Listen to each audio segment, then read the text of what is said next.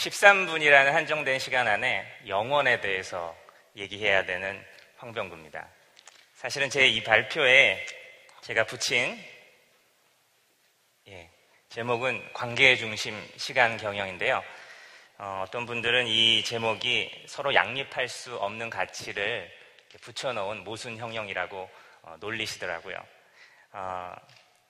솔직히 말씀드리면 제가 한 2년 전쯤에 같은 제목의 책을 썼습니다. 사실은 시간경영이라는 단어 때문에 이 경제경영 코너, 자기개발 코너에 꽂혀 있었는데 사실은 그 자기개발의 탈을 쓴 자기 부인서입니다.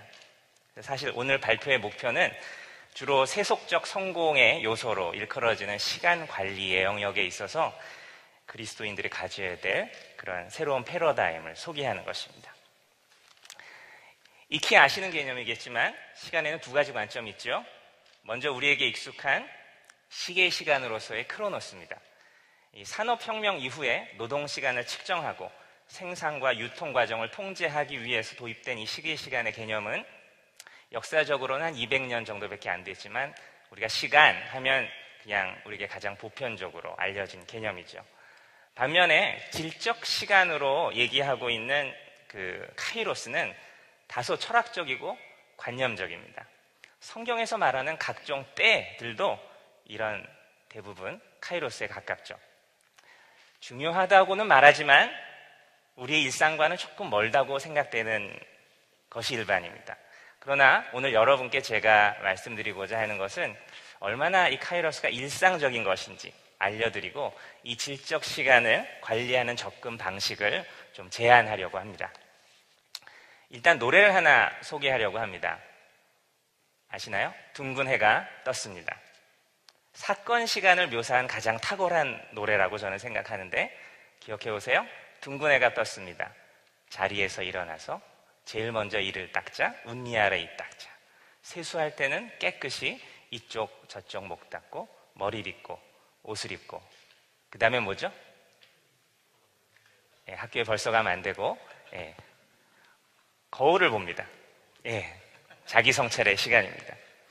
꼭꼭 씹어 밥을 먹고 가방 메고 인사하고 학교에 갑니다. 씩씩하게 갑니다. 이 노래에는 그 사건 시간의 아주 중요한 요소인 사건의 순서, 사건의 흐름, 그리고 사건의 의미도 있습니다. 세수할 때는 깨끗이, 밥을 먹을 때는 꼭꼭 씹어서, 학교 갈 때는 씩씩하게. 이 초등학교 1학년생의 아침 일과가 이렇게 순서가 잘 정리되어 있는 반면에 한 고등학교 1, 2학년쯤 되면 아주 어지러져 있는 아침 일과를 맞이하게 됩니다. 밥은 먹는 둥 마는 둥, 인사는 하는 둥 마는 둥. 그렇죠? 우리가 가장 자주 접하는 사건 시간은 그건 배꼽 시계입니다. 배고플 때 밥을 먹고 아랫배가 묵직해지면 어디론가 사라지는 것이 우리의 일상이죠. 자연스럽죠. 저는 고등학교 시절에 2교시를 끝나면 도시락을 다 까먹고, 여러분도 그러셨죠? 점심시간은 온전히 축구하는 데 썼었던 기억이 있습니다. 그러고 보면 요즘에 식판 들고 시간 맞춰서 이렇게 배식으로 밥을 먹고 있는 고등학생들을 좀 한편 불행하다고 여겨지기도 합니다.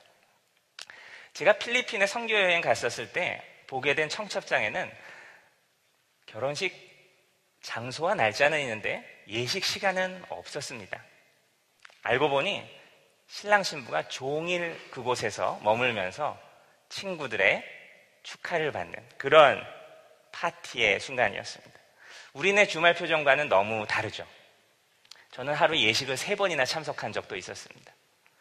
그런가 하면 우리네 장례 문화는 다분히 철저히 사건 시간적입니다. 사흘이나 닷새 정도 시간을 충분히 이렇게 확보해 놓고 이 고인과 관련된 추모객들을, 문상객들이 다 올 수 있도록 유족을 위로하는 충분한 시간을 가지고 있습니다. 사실 선남선녀들의 연애지사에도 사건 시간은 중요합니다. 남친들에게 여친을 만난 지 100일째는 시계 시간적으로 아주 중요한 의미를 지닙니다. 장미꽃을 백송이 사거나 학을 1000마리 접어야 되는 아주 이벤트 집약적인 날입니다. 그러나 저는 이날보다 중요한 날이 있다고 생각하는데 그것은 바로 그녀의 손을 잡은 날입니다. 이날은 그저 100일이 지난다고 도래하는 날이 아닙니다. 의미 있는 사건이 축적되어야만 찾아오는 그야말로 카이로스입니다. 어제 저녁 개콘에서도 애정남에서 스킨십에 대한 기준에 대해서 이야기되었던 것들을 기억합니다. 저와 제 아내는 교회 커플입니다. 초등학교 때부터 알고 지내던 오빠 동생 사이였습니다. 물론 제가 그때부터 교제를 한 건 아니고요. 아내가 대학 졸업하던 즈음부터 제가 사심을 갖게 되었습니다. 편했던 오빠 동생 사이에 사심이 들어오니 모든 것이 좀 부자연스러워졌습니다. 심지어는 편지 한 장을 보낼 때도 이렇게 초벌 연습을 하고 옮겨 적는 세심함이 필요했습니다. 보낸 후에는 초별 편지를 보관했습니다. 답장과 대조해서 읽고 싶어서였습니다. 심지어 초벌 없이 바로 적어 보낸 편지는 복사해서 사본을 남기고 보관했습니다. 그렇지만 관계가 진전되어서 이제 일주일에 한 번 정도 데이트를 하게 된 이후로는 당시 큐티하던 노트하고 동일한 노트를 하나 사서 데이트 때마다 주고받으면서 서로의 마음을 표현하는 그런 연애 노트를 적기 시작했습니다. 1년을 지속하고 나니 한 권이 완성되었습니다. 이것이 당시의 실물입니다. 표지만 보여드리고 내용은 보여드릴 수 없습니다. 2권을 완성할 즈음 제가 프로포즈를 했고 결혼까지 골인할 수 있었습니다. 그래서 저는 제 연애와 결혼에 있어서 이 연애 노트가 1등 공신이라고 생각하게 되었습니다. 물론 신실한 형제자매의 교제에도 위기가 있기 마련입니다. 그럴 때면 우리는 노트에 적었던 서로의 진심을 복습하고 확인하고 이러면서 다시 만남을 이어갈 수 있었습니다. 그래서 제가 깨달은 것은 인격을 향해 축적된 기록에는 창조와 회복의 힘이 있다는 것이었습니다.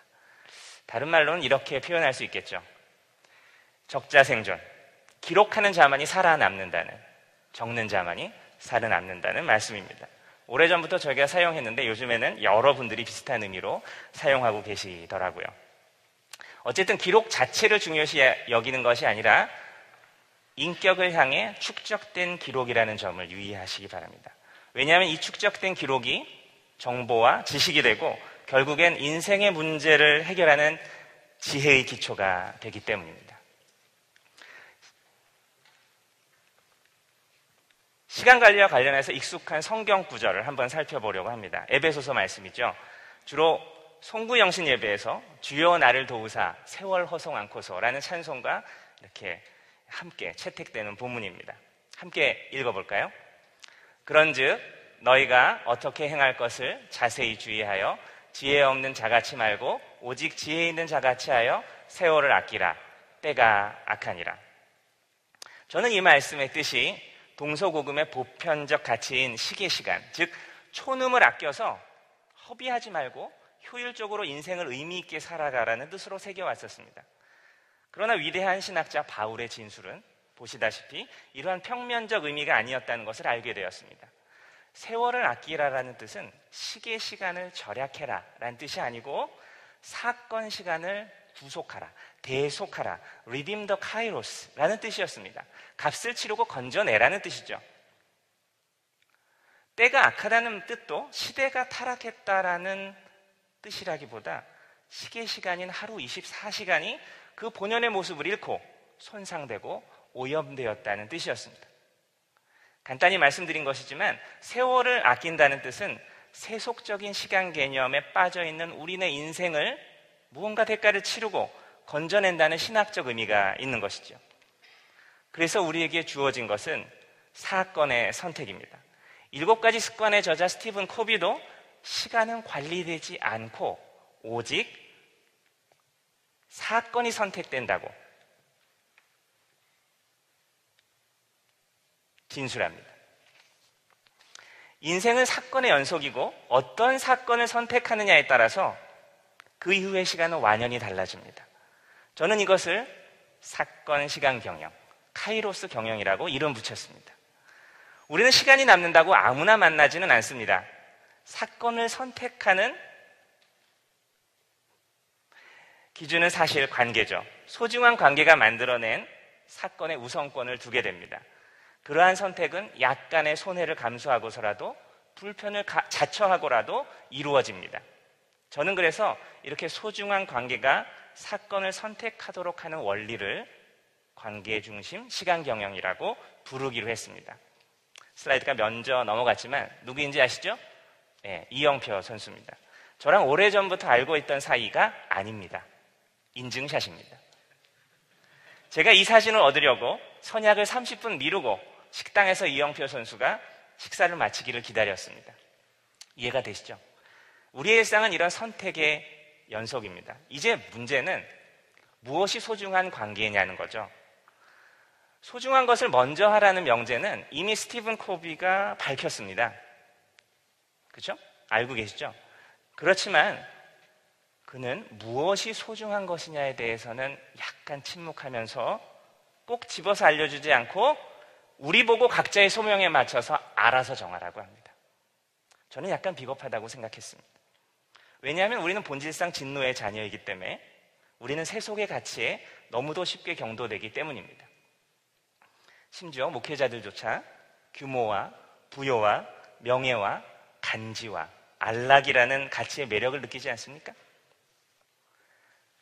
제가 주목하는 관계는 인간관계만을 지칭하는 것이 아닙니다. 사랑이라는 지고의 가치가 발휘되는 관계는 사실 4가지 방향입니다. 하나님과의 관계에서, 나 자신과의 관계에서, 이웃과 공동체와의 관계에서, 세상과의 관계에서 하나님이 명령하신 사랑의 계명이 유효합니다. 저는 목회자님들의 일상에서, 일상의 영성에서, 또 돌보시고 있는 성도들의 삶에서 그냥 성실히 열심히 효율적으로 사는 것 이상의 의미가 있다고 생각하게 됐습니다. 이러한 관계의 지속적 인식이 무척 중요함을 깨닫게 된 거죠. 내가 어떤 관계를 소중히 여기는가는 그 관계와 관련된 기록을 축적시키고 있는가라는 문제입니다. 관계를 가꾸는 사람, 잘 가꾸고 기록하고 축적하는 사람은 인생의 문제 앞에서 지혜를 발휘할 수 있는 자산을 가진 것입니다. 여러분, 하나님과의 관계를 기록하는 기도의 내용은 관리되고 있으십니까? 자신과의 관계를 기록하는 일정표와 성찰 일기는 어떠합니까? 특별히 사랑하는 이들과의 관계를 기록하는 어떤 방법을 가지고 계십니까? 연애 노트를 적듯이 소중한 이들과의 만남이 간직되고 있으신지요? 세상과의 관계, 내가 맡은 과업과 책무에 대해서는 무엇을 기록하고 계십니까? 이러한 기록을 통합하는 체계적인 방식은 배우신 적이 있으신지요? 시계 시간은 독립된 물리량이라고 할지라도 사건 시간, 카이로스는 분명 관계의 함수입니다. 더욱이 영혼을 살아가는 우리에게는 어떤 이의 인생에 끼칠 그 영향력이 상상 이상입니다. 자기 개발에 무한 욕구를 내려놓고 대가를 치르면서 사랑의 관계를 건져내는 용기가 필요합니다. 이러한 새로운 시간의 세계로, 관계 중심 시간 경영의 세계로 여러분을 초대하고 싶습니다. 감사합니다.